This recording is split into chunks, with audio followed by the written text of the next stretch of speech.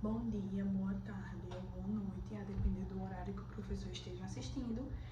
Meu grupo vai apresentar um pouquinho sobre os contratos internacionais. Vou começar um pouquinho sobre as introduções e explicando a diferença entre obrigações contratuais e obrigações extracontratuais. Bom, as obrigações contratuais, elas são umas manifestações de vontade conectada a mais de um ordenamento jurídico, seja ela pelo domicílio, pela nacionalidade, o lugar da Constituição e etc., entre outros. Porém, a lei será aplicável, a lei que vai ser aplicável será do lugar em que residiu o proponente, segundo o artigo 9. Bom, as obrigações extracontratuais, elas decorrem, na verdade, de atos ou fatos aos quais a lei atribui eficácia vinculante, independente da vontade.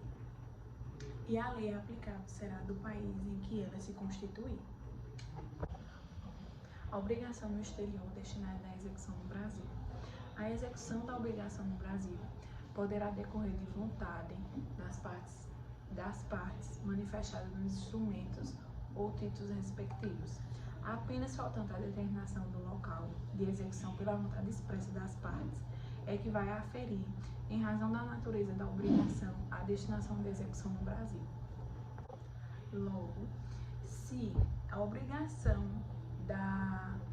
foi constituída no exterior, mas para ser executada somente no Brasil, ela deve ser observada as peculiaridades da lei estrangeira quanto aos requisitos em seco do ato. No que se refere à obrigação pelos atos lícitos, nós temos algumas regras que são aplicáveis e que iremos tratar a seguir.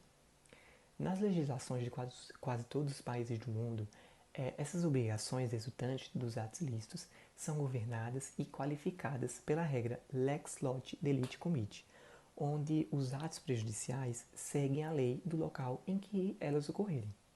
É importante notar que existe uma ausência de regra específica na LINDB sobre a lei aplicável a estas obrigações, e isso torna a regência e qualificação determinadas pela regra geral que está no artigo 9º e que ordena a aplicação da lei em que tais obrigações por atos ilícitos se constituírem. Por isso, este dispositivo, tendo em vista o seu caráter geral, ele abrange, no direito brasileiro, a todas as obrigações extracontratuais, como as ex delito. Em outras palavras, se um determinado ato foi praticado na Argentina ou no Uruguai, por exemplo, não cabe ao direito brasileiro determinar a sua ilicitude, porque essa determinação compete às leis argentinas ou uruguaias.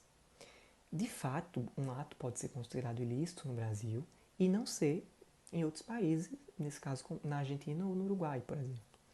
E essa constatação só pode ser realizada pela Lex Causae. De acordo com o Protocolo de São Luís, que é firmado no âmbito de todo o Mercosul, a responsabilidade civil pelos acidentes de trânsito ela vai ser regida pelo direito interno do Estado parte em cujo território tiver ocorrido o acidente. No entanto, se o acidente tiver participado ou resultarem afetadas apenas pessoas que sejam domiciliadas em um outro Estado parte, então o mesmo será regido pelo direito deste último Estado parte. Por exemplo, se um brasileiro atropela um outro brasileiro, porém em solo uruguaiano, as leis que serão aplicadas ao caso será a lei brasileira e não as leis do Uruguai. O artigo 4º deste mesmo protocolo estabelece que a responsabilidade civil pelos danos sofridos nas coisas alheias aos veículos acidentados, como consequência do acidente de trânsito, será regida pelo direito interno do Estado parte no qual tivesse produzido este fato. Segundo o protocolo, o autor tem a opção de escolher o fórum, podendo ser onde ocorreu o acidente, onde o domicílio do demandado, ou até no domicílio do demandante, para propor a ação. Existem ainda os casos nos quais a lei do local onde o ilícito foi cometido seja diferente do lugar onde o dano realmente teve efeitos.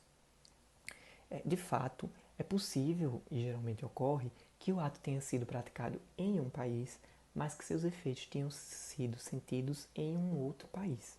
Nestes casos, é razoável substituir a lex delete pela lex damni, ou seja, pela lei do lugar onde realmente o dano ocorreu, se esta for considerada mais próxima das partes ou do ilícito.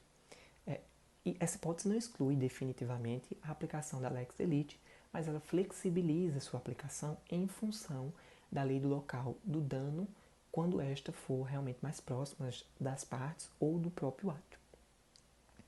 E por fim, existem as obrigações por atos ilícitos que não derivam de contratos, nem são ex delitos. Elas surgem diretamente da lei e, dessa forma, tem um campo probatório bem restrito.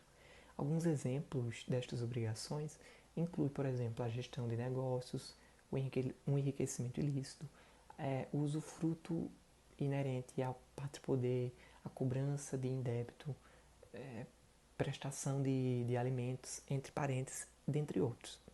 É um consenso que estas obrigações são reguladas tanto no direito internacional privado quanto no direito comparado pela lei que estabelece a obrigação ou pela lei do lugar do fato que as originou. Essa abordagem ela é adotada pela legislação de vários países, decorrente inclusive dos costumes. Em continuação, o direito brasileiro ele admite plenamente a autonomia da vontade como elemento de conexão válido, especialmente em matéria contratual. Tal assim, em quase todas as legislações se permite que as partes determinem a ordem jurídica a que ficará submetida à relação obrigacional. Nenhuma vedação se encontra no artigo 9 da LINDB que impeça as partes, numa relação obrigacional internacional, de escolher livremente a lei aplicável à relação jurídica. Se a lei não proíbe, as autoriza. Em suma, apenas faltante a vontade expressa das partes na escolha da ordem jurídica a que deve submeter-se à relação obrigacional é que se irá buscar no direito posto a lei aplicável à situação, quer encontrando-a nas regras do direito, quer em sua falta, investigando o centro da gravidade em relação da gravidade da relação em causa, e há como se vê 2 critérios para a determinação da lei aplicável às obrigações, sendo eles um principal, decorrente da vontade das partes, e outro supletivo, definido pela lei ou pelo centro da gravidade da relação jurídica. Desde 2014, o Brasil é parte da Convenção das Nações Unidas sobre Contratos de Compra e Venda Internacional de Mercadorias, de 1980. A convenção se aplica aos contratos de compra e venda de mercadorias entre partes que tenham seus estabelecimentos em estados distintos, a quando tais estados forem estados contratantes, ou B, quando as regras de direito internacional privado levarem à aplicação da lei de um estado contratante. Então, trata-se de norma internacional de observância obrigatória para juízes e tribunais brasileiros quando em causa contrato internacional de compra e venda de mercadorias. A convenção, porém, ela regula apenas a formação do contrato de compra e venda e os direitos e obrigações do vendedor e do comprador dele emergentes, salvo disposição expressa em contrário da convenção. O instrumento não diz respeito especialmente à letra A, a validade do contrato ou de qualquer das suas cláusulas, bem como a validade de qualquer uso ou costume, e B, aos efeitos que o contrato possa ter sobre as propriedades das mercadorias vendidas.